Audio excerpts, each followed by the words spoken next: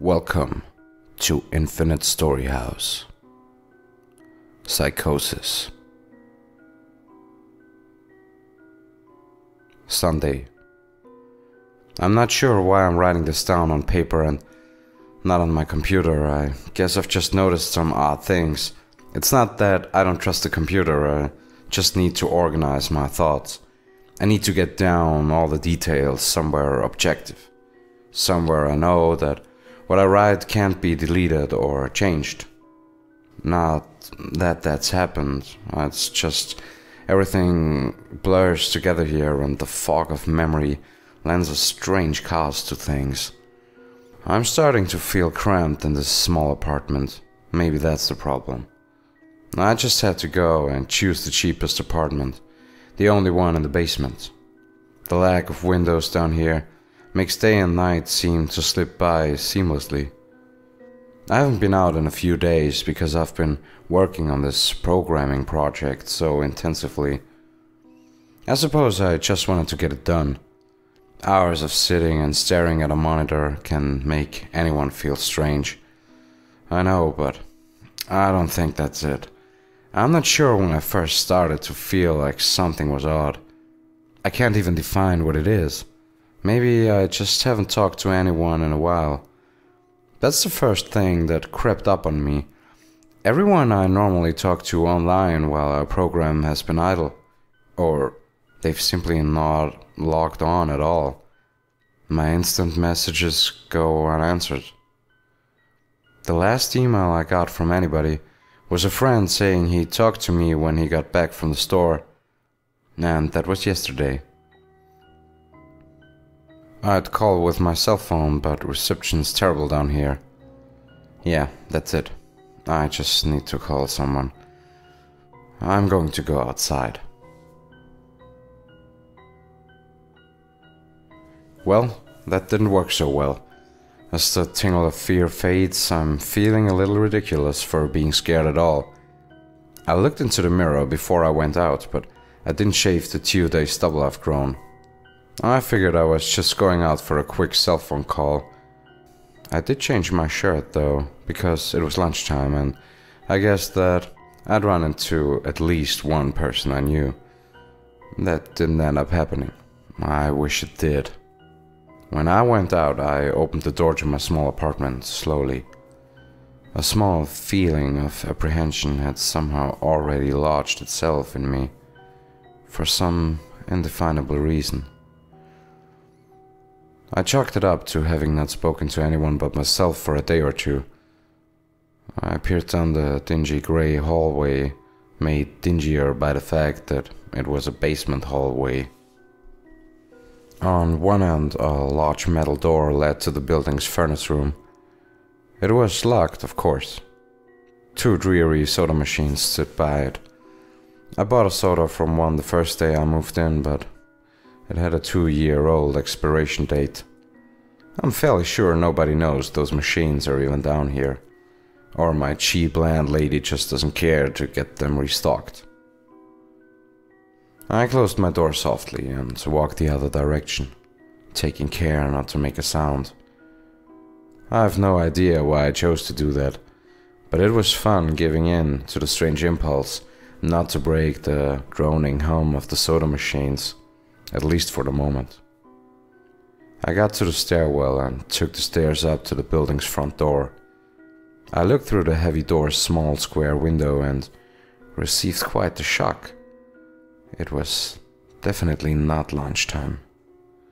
City gloom hung over the dark street outside, and the traffic lights at the intersection in the distance blinked yellow.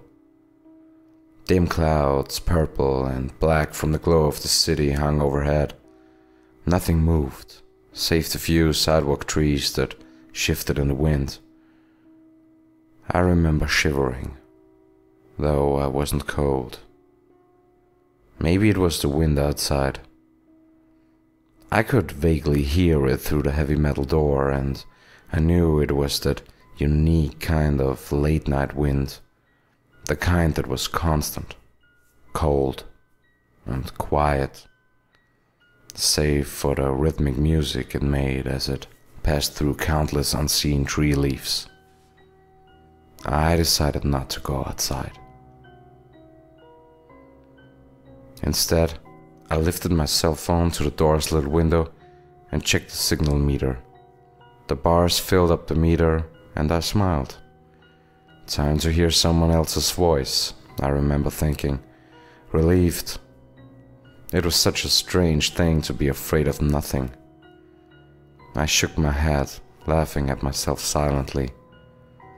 I hit speed dial for my best friend Amy's number and held the phone up to my ear. It rang once, but then it stopped. Nothing happened. I listened to silence for a good 20 seconds, then hung up. I frowned and looked at the signal meter again, still full. I went to dial her number again, but then my phone rang in my hand, startling me. I put it up to my ear. "Hello?" I asked, immediately fighting down a small shock at hearing the first spoken voice in days, even if it was my own. I had gotten used to the droning hum of the building's inner workings, my computer, and the soda machines in the hallway. There was no response to my greeting at first, but then, finally, a voice came. "Hey," said a clear male voice, obviously of college age, like me. "Who's this?" "John," I replied, confused. "Oh, sorry, wrong number," he replied, then hung up. I lowered the phone slowly and leaned against the thick brick wall of the stairwell. That was strange. I looked at my received calls list, but the number was unfamiliar. Before I could think on it further, the phone rang loudly, shocking me yet again. This time, I looked at the caller before I answered. It was another unfamiliar number. This time, I held the phone up to my ear, but said nothing. I heard nothing but the general background noise of a phone. Then, a familiar voice broke my tension. "John?" was the single word in Amy's voice. I breathed a sigh of relief. "Hey, it's you," I replied. "Who else would it be?" she responded. "Oh, the number. I'm at a party on 7th Street and my phone died just as you called me. This is someone else's phone, obviously." "Oh, okay," I said. "Where are you?" she asked. My eyes glanced over the drab whitewashed cylinder block walls and the heavy metal door with its small window. At my building," I sighed. "Just feeling cooped up. I didn't realize it was so late." "You should come here," she said, laughing. "Nah, I don't feel like going for some strange place by myself in the middle of the night," I said, looking out the window at the silent, windy street that secretly scared me just a tiny bit. "I think I'm just going to keep working, or go to bed." "Nonsense," she replied. "I can come get you. Your building is close to 7th Street, right?" "How drunk are you?" I asked lightheartedly. "You know where I live." "Oh, of course," she said abruptly. "I guess I can't get there by walking, huh?" "You could if you wanted to waste half an hour," I told her. "Right," she said. "Okay, I have to go now. Good luck with your work." I lowered the phone once more, looking at the numbers flash as the call ended. Then the droning silence suddenly reasserted itself in my ears.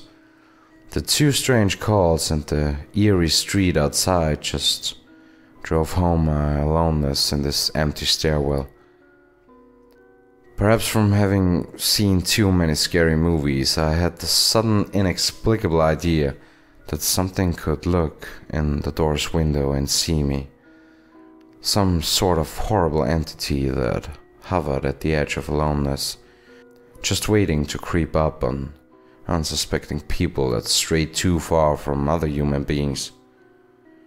I knew the fear was irrational, but nobody else was around, so I jumped down the stairs, ran down the hallway into my room, and closed the door as swiftly as I could while still staying silent. Like I said, I feel a little ridiculous for being scared of nothing, and the fear has already faded. Writing this down helps a lot. It makes me realize that nothing is wrong. It filters out half-formed thoughts and fears and leaves only cold, hard facts. It's late. I got a call from a wrong number and Amy's phone died, so she called me back from another number. Nothing strange is happening, okay? Still, there was something a little off about that conversation. I know it could have just been the alcohol she'd had, or was it even her that seemed off to me? Or was it? Yes, that was it. I didn't realize it until this moment, writing these things down. I knew writing things down would help. She said she was at a party, but I only heard silence in the background. Of course, that doesn't mean anything in particular, as she could have just gone outside to make the call. No, that couldn't be it either. I didn't hear the wind. I need to see if the wind is still blowing. Monday. I forgot to finish writing last night. I'm not sure what I expected to see when I ran up the stairwell and looked out the heavy metal doors window. I'm feeling ridiculous. Last night's fear seems hazy and unreasonable to me now. I can't wait to go out into the sunlight. I'm going to check my email, shave, shower, and finally get out of here. Wait. I think I heard something. It was thunder. That whole sunlight and fresh air thing didn't happen. I went out into the stairwell and up the stairs, only to find disappointment. The heavy metal door's little window showed only flowing water, as torrential rain slammed against it. Only a very dim, gloomy light filtered in through the rain, but at least I knew it was daytime, even if it was a grey, sickly, wet day. I tried looking out the window and waiting for a lightning to illuminate the gloom, but the rain was too heavy and I couldn't make out anything more than vague, weird shapes moving at odd angles and the waves washing down the window. Disappointed, I turned around, but I didn't want to go back to my room. Instead, I wandered further up the stairs, past the first floor and the second. The stairs ended at the third floor, the highest floor in the building. I looked through the glass that ran up the outer wall of the stairwell, but it was that warped, thick kind that scatters the light, not that there was much to see through the rain to begin with. I opened the stairwell door and wandered down the hallway. The 10 or so thick wooden doors, painted blue a long time ago, were all closed. I listened as I walked, but it was the middle of the day, so I wasn't surprised that I heard nothing but the rain outside. As I stood there in the dim hallway, listening to the rain, I had the strange, fleeting impression that the doors were standing like silent granite monoliths erected by some ancient, forgotten civilization for some unfathomable guardian purpose. Lightning flashed, and I could have sworn that for just a moment the old grainy blue wood looked just like rough stone. I laughed at myself for letting my imagination get the best of me, but then it occurred to me that the dim gloom and lightning must mean there was a window somewhere in the hallway. A vague memory surfaced, and I suddenly recalled that the third floor had an alcove and an inset window halfway down the floor's hallway. Excited to look out into the rain and possibly see another human being, I quickly walked over to the alcove, finding the large thin glass window. Rain washed down it, as with the front door's window, but I could open this one.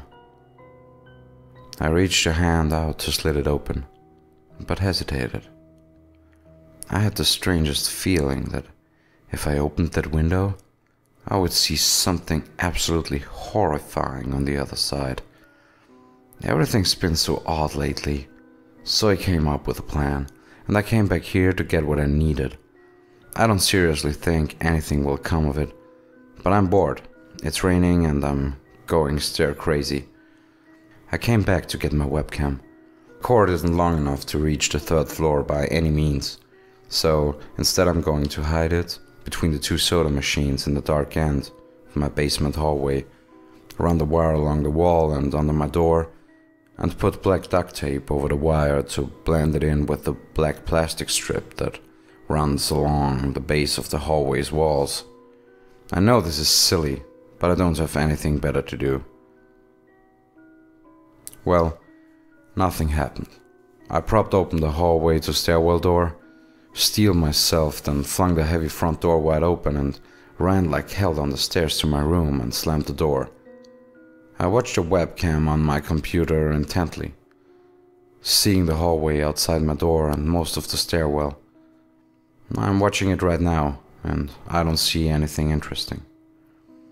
I just wish the camera's position was different, so that I could see out the front door. Hey, somebody's online. I got out an older, less functional webcam that I had in my closet to video chat with my friend online. I couldn't really explain to him why I wanted to video chat, but it felt good to see another person's face. He couldn't talk very long and we didn't talk about anything meaningful, but I feel much better. My strange fear has almost passed. I would feel completely better, but there was something odd about our conversation. I know that I've said that everything has seemed odd, but still, he was very vague in his responses. I can't recall one specific thing that he said. No particular name or place or event. But he did ask for my email address to keep in touch. Wait, I just got an email. I'm about to go out. I just got an email from Amy that asked me to meet her for dinner at the place we usually go to. I do love pizza, and I've just been eating random food from my poorly stocked fridge for days, so I can't wait. Again, I feel ridiculous about the odd couple of days I've been having. I should destroy this journal when I get back. Oh, another email. Oh my god, I almost left the email and opened the door. I almost opened the door. I almost opened the door. But I read the email first. It was from a friend I hadn't heard from in a long time. And it was sent to a huge number of emails that must have been every person he had saved in his address list. It had no subject, and it said simply, "Seen with your own eyes? Don't trust them, they..." What the hell is that supposed to mean? The words shock me, and I keep going over and over them. Is it a desperate email sent just as something happened? The words are obviously cut off without finishing. On any other day I would have dismissed this as spam from a computer virus or something. But the words, "seen with your own eyes..." I can't help but read over this journal and think back on the last few days and realize that I've not seen another person with my own eyes or talked to another person face to face. The webcam conversation with my friend was so strange, so vague, so eerie. Now that I think about it, was it eerie? Or is the fear clouding my memory? My mind toys with the progression of events I've written here, pointing out that I've not been presented with one single fact that I did not specifically give out unsuspectingly. The random wrong number that got my name and the subsequent strange return call from Amy. the friend that asked for my email address.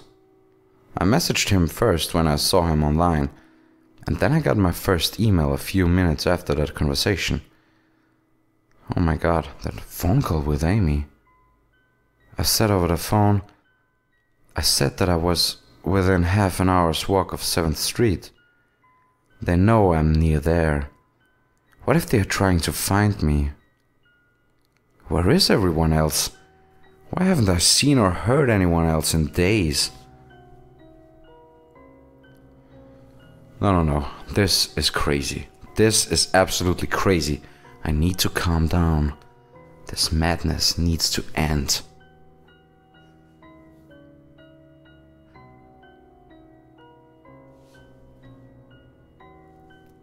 I don't know what to think. I ran about my apartment furiously, holding my cell phone up to every corner to see if it got a signal through the heavy walls. Finally, in the tiny bathroom, near one ceiling corner, I got a single bar. Holding my phone there, I sent a text message to every number in my list. Not wanting to betray anything but my unfounded fears, I simply sent, "You seen anyone face to face lately?" At that point, I just wanted any reply back. I didn't care what the reply was or if I embarrassed myself. I tried to call someone a few times, but I couldn't get my head up high enough. And if I brought my cell phone down even an inch, it lost signal. Then I remembered the computer and rushed over to it. Instant messaging everyone online. Most were idle or away from their computer. Nobody responded. My messages grew more frantic, and I started telling people where I was and to stop by in person for a host of barely passable reasons. I didn't care about anything by that point. I just needed to see another person. I also tore apart my apartment looking for something that I might have missed. Some way to contact another human being without opening the door. I know it's crazy, I know it's unfounded, but what if? What if? I just need to be sure. I taped the phone to the ceiling in case. Tuesday. The phone rang. Exhausted from last night's rampage, I must have fallen asleep. I woke up to the phone ringing and ran into the bathroom, stood on the toilet and flipped open the phone taped to the ceiling. It was Amy, and I feel so much better. She was really worried about me and apparently had been trying to contact me since the last time I talked to her. She's coming over now, and yes, she knows where I am without me telling her. I feel so embarrassed. I'm definitely throwing this journal away before anyone sees it. I don't even know why I'm writing in it now. Maybe it's just because it's the only communication I've had at all since God knows when. I look like hell too. I looked in the mirror before I came back in here. My eyes are sunken, my stubble is thicker, and I just look generally unhealthy. My apartment is trashed, but I'm not going to clean it up. I think I need someone else to see what I've been through. These past few days have not been normal. I'm not one to imagine things. I know I have been the victim of extreme probability. I probably missed seeing another person a dozen times. I just happened to go out when it was late at night, or the middle of the day when everyone was gone. Everything's perfectly fine. I know this now. Plus, I found something in the closet last night that has helped me tremendously. A television. I set it up just before I wrote this, and it's on in the background. Television has always been an escape for me, and it reminds me that there's a world beyond these dingy brick walls. I'm glad Amy's the only one that responded to me after last night's frantic pestering of everyone I could contact. She's been my best friend for years. She doesn't know it, but I count the day that I met her among one of the few moments of true happiness in my life. I remember that warm summer day fondly. It seems a different reality from this dark, rainy, lonely place. I feel like I spent days sitting in that playground, much too old to play, just talking with her and hanging around doing nothing at all. I still feel like I can go back to that moment sometimes, and it reminds me that this damn place is not all that there is. Finally, a knock on the door. I thought it was odd that I couldn't see her through the camera I hid between the two soda machines. I figured that it was bad positioning, like when I couldn't see out the front door. I should have known. After the knock, I yelled through the door jokingly that I had a camera between the soda machines, because I was embarrassed myself that I had taken this paranoia so far. After I did that, I saw her image walk over to the camera and look down at it. She smiled and waved. "Hey," she said to the camera brightly, giving it a worried look. "It's weird, I know," I said into the mic attached to my computer. "I've had a weird few days." "Must have," she replied. "Open the door, John." I hesitated. How could I be sure? "Hey, humor me a second here," I told her through the mic. "Tell me one thing about us. Just prove to me you're you." She gave the camera a weird look. Alright," she said, slowly thinking. "We met randomly at a playground when we were both way too old to be there." I sighed deeply as reality returned and fear faded. God, I'd been so ridiculous. Of course it was Amy. That day wasn't anywhere in the world except in my memory. I'd never even mentioned it to anyone. Not out of embarrassment, but out of a strange, secret nostalgia and a longing for those days to return. If there was some unknown force at work trying to trick me, as I feared, there was no way they could know about that day. "Haha, alright, I'll explain everything," I told her. "Be right there." I ran to my small bathroom and fixed my hair as best as I could. I looked like hell, but she would understand. Snickering at my own unbelievable behavior and the mess I'd made of the place, I walked to the door. I put my hand on the doorknob and gave the mess one last look. So ridiculous, I thought. My eyes traced over the half-eaten food lying on the ground, the overflowing trash bin and the bed I'd tipped to the side looking for God knows what. I almost turned to the door and opened it, but my eyes fell on one last thing. The old webcam? The one I used for that eerily vacant chat with my friend? Its silent black sphere lay haphazardly tossed to the side, its lens pointed at the table where this channel lay. An overwhelming terror took me as I realized that if something could see through that camera, it would have seen what I just wrote about that day. I asked her for any one thing about us, and she chose the only thing in the world that I thought that they or it didn't know. But it did. It did know. It could have been watching me the whole time. I didn't open the door. I screamed. I screamed in uncontrollable terror. I stomped on the old webcam on the floor. The door shook and the doorknob tried to turn. But I didn't hear Amy's voice through the door. Was the basement door made to keep out drafts too thick? Or was Amy not outside? What could have been trying to get in, if not her? What the hell is out there? I saw her on my computer through the camera outside. I heard her on the speakers through the camera outside. But was it real? How can I know? She's gone now. I screamed and shouted for help. I piled up everything in my apartment against the front door.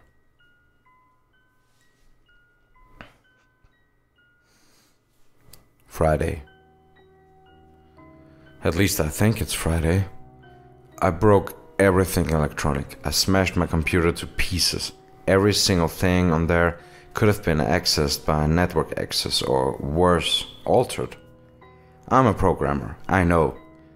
Every little piece of information I gave out since this started, my name, my email, my location, none of it came back from outside until I gave it out.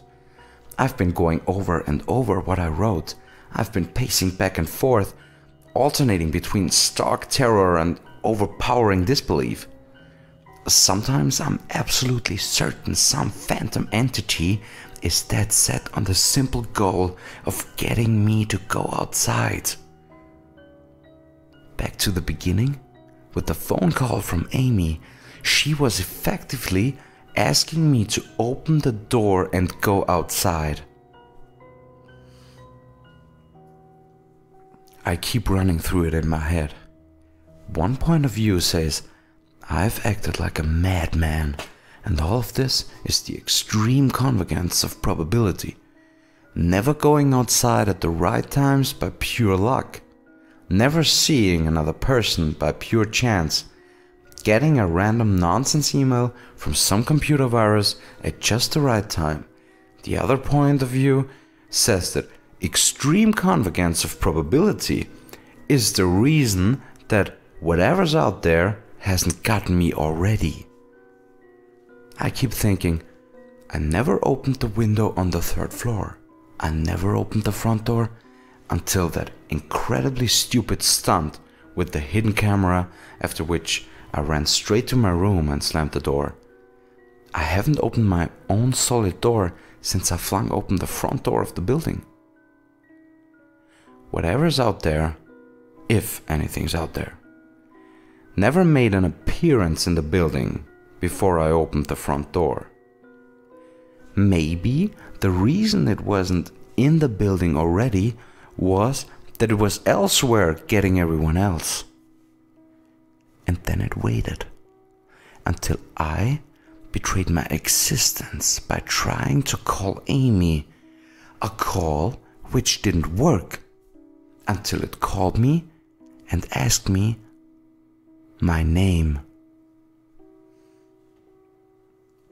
Terror literally overwhelms me every time I try to fit the pieces of this nightmare together. That email, short cut off, was it from someone trying to get word out? Some friendly voice. Terror literally overwhelms me every time I try to fit the pieces of this nightmare together.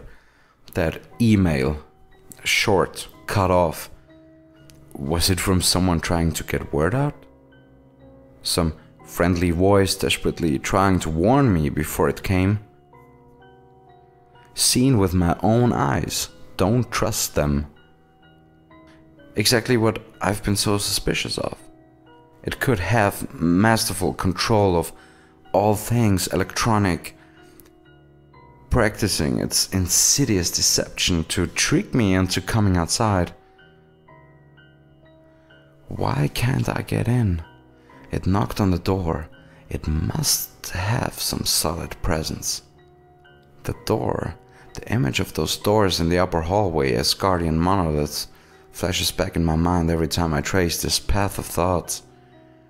If there is some phantom entity trying to get me to go outside, maybe it can't get through doors. I keep thinking back over all the books I've read or movies I've seen, trying to generate some explanation for this. Doors have always been such intense foci of human imagination, always seen as wards or portals of special importance. Or perhaps the door is just too thick. I know that I couldn't bash through any of the doors in this building, let alone the heavy basement ones. Aside from that, the real question is, why does it even want me? If it just wanted to kill me, it could do it any number of ways, including just waiting until I starve to death. What if it doesn't want to kill me? What if it has some far more horrific fate in store for me? God, what can I do to escape this nightmare? A knock on the door. I told the people on the other side of the door I need a minute to think and I'll come out. I'm really just writing this down so I can figure out what to do. At least this time I heard their voices. My paranoia, and yes, I recognize I'm being paranoid, has me thinking of all sorts of ways that their voices could be faked electronically. There could be nothing but speakers outside, simulating human voices. Did it really take them 3 days to come talk to me? Amy is supposedly out there, along with 2 policemen and a psychiatrist. Amy is supposedly out there, along with 2 policemen and a psychiatrist. Maybe it took them 3 days to think of what to say to me. The psychiatrist's claim could be pretty convincing. If I decided to think this has all been a crazy misunderstanding and not some entity trying to trick me into opening the door. The psychiatrist had an older voice. Authoritarian, but still caring. I liked it. I'm desperate just to see some with my own eyes. He said I have something called Psychosis, and I'm just one of the nationwide epidemic of thousands of people having breakdowns triggered by suggestive email that got through somehow. I swear he said got through somehow. I think he means spread throughout the country inexplicably. But I'm incredibly suspicious that the entity slipped up and revealed something. He said I'm a part of a wave of emergent behavior, that a lot of other people are having the same problem with the same fears, even though we've never communicated. That neatly explains the strange email about eyes that I got. I didn't get the original triggering email. I got a descendant of it. My friend could have broken down too and tried to warn everyone he knew against his paranoid fears. That's how the problem spreads, the psychiatrist claims. I could have spread it too with my texts and instant messages online to everybody I know. One of those people might be melting down right now, after being triggered by something I sent them. Something they might interpret any way that they want. Something like a text saying, "Seen anyone face to face lately?" The psychiatrist told me that he didn't want to lose another one. That people like me are intelligent and that's our downfall. We draw connections so well that we draw them even when they shouldn't be there. He said it's easy to get caught up in paranoia in our fast-paced world.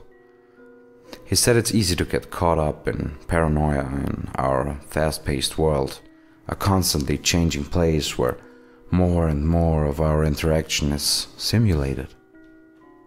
I have to give him one thing. It's a great explanation. It neatly explains everything. It perfectly explains everything, in fact. I have every reason to shake off this nightmarish fear that something or consciousness or being out there wants me to open the door so it can capture me for some horrible fate worse than death. It would be foolish, after hearing that explanation, to stay in here until I starve to death just to spite the entity that might have got everyone else. It would be foolish to think that after hearing that explanation, I might be one of the last people left alive on an empty world, hiding in my secure basement room, spiting some unthinkable deceptive entity just by refusing to be captured. It's a perfect explanation for every single strange thing I've seen or heard, and I have every reason in the world to let all of my fears go and open the door. That's exactly what I'm not going to do. How can I be sure? How can I know what's real and what's deception? All of these damn things with their wires and their signals that originate from some unseen origin, they're not real. I can't be sure. Signals through a camera, faked video, deceptive phone calls, emails, even the television lying broken on the floor. How can I possibly know it's real? It's just signals, waves, light, the door. It's bashing on the door. It's trying to get in. What insane mechanical contrivance could it be using to simulate the sound of man attacking the heavy wood so well? At least I'll finally see it with my own eyes. There's nothing left in here for it to deceive me with. I've ripped apart everything else. It can't deceive my eyes, can it? Seen with your own eyes, don't trust them, they... Wait. Was that desperate message telling me to trust my eyes, or warning me about my eyes too? Oh my god. What's the difference between a camera and my eyes? They both turn light into electrical signals. They're the same. I can't be deceived. I have to be sure. I have to be sure. Date unknown. I calmly asked for a paper and a pen, day in and day out, until it finally gave them to me. Not that it matters. What am I going to do? Poke my eyes out? Bandages feel like part of me now. The pain is gone. I figure this will be one of my last chances to write legibly, yes. Without my sight to correct mistakes, my hands will slowly forget the emotions involved. This is a sort of self-indulgence, this writing. It's a relic of another time, because I'm certain everyone left in the world is dead, or something far worse. I sit against the padded wall day in and day out. The entity brings me food and water. It masks itself as a kind of nurse, as an unsympathetic doctor. I think it knows that my hearing has sharpened considerably now that I live in darkness. It fakes conversations in the hallways on the off chance that I might overhear. One of the nurses talks about having a baby soon. One of the doctors lost his wife in a car accident.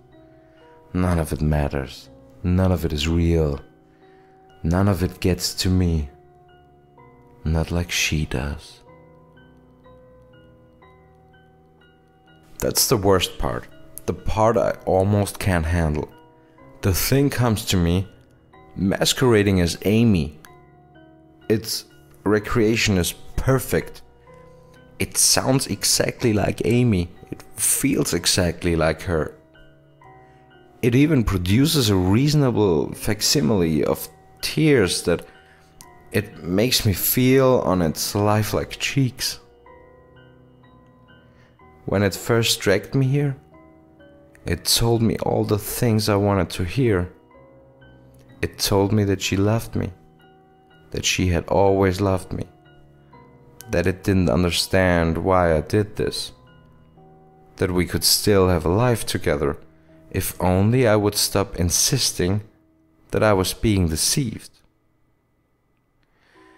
It wanted me to believe, no, it needed me to believe that she was real. I almost fell for it. I really did. I doubted myself for the longest time. In the end, though, it was all too perfect, too flawless and too real. The false Amy used to come every day and then every week and finally stopped coming altogether. But I don't think the entity will give up. I think the waiting game is just another one of its gambits. I will resist it for the rest of my life, if I have to.